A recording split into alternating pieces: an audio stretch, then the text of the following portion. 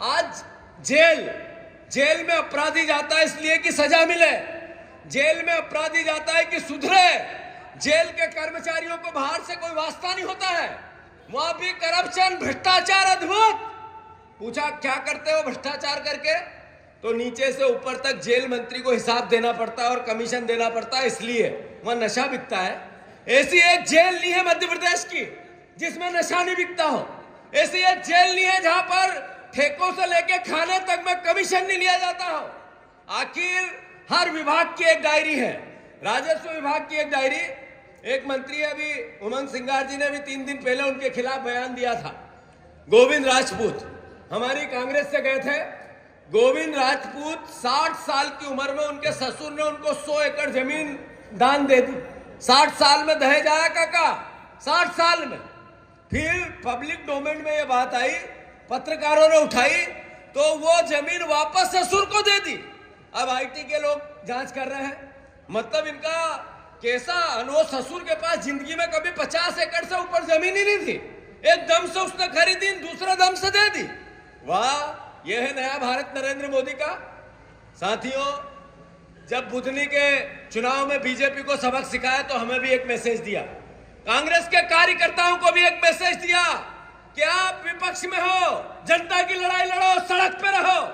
उन्होंने हमें भी एक मैसेज दिया कि जो वादे बीजेपी ने पूरे नहीं किए उनकी आवाज सदन में उमंग सिंगार और सारे विधायक भाई राजेंद्र मंडलों सहित उठाए, और सड़क पे आपका जिला अध्यक्ष, सारे ब्लॉक अध्यक्ष, यूथ कांग्रेस, एनएसयूआई और कांग्रेस का कार्यकर्ता उठाए। साथियों, मैं प्रार्थना करता हूं बड़वानी के सम्मानित सभी परिवार के साथियों से, लड़ाई क्या है? लड़ाई है संगठन को ताकत देने की। लड़ाई क्या है? लड़ाई है संगठन को वैचारिक रूप से सुदृढ़ बनाने की, वैचारिक रूप से आरएसएस से लड़ने की। एक बीजेपी का कार्यकर्ता होता है, मन बुद्धि का होता है, तो भी होटले पे बैठ जाए तो रवा तवा कर देता है, सही है कि गलत? और झूठ भी बोलता है तो ऐसा बोलता है कि पता ही नहीं चलने देता है सच है कि झूठ, सही है गलत? अगर यहाँ कोई मुद्दा नहीं पकड़ में आए तो अफगानिस्तान और पाकिस्तान का मुद्दा लेके आ जाता है, सही है कि गलत? तो उसका मुकाबला करने के लिए हमारे परिवार के लोग भी दिमागी रूप से ताकतवर होना जरूरी है।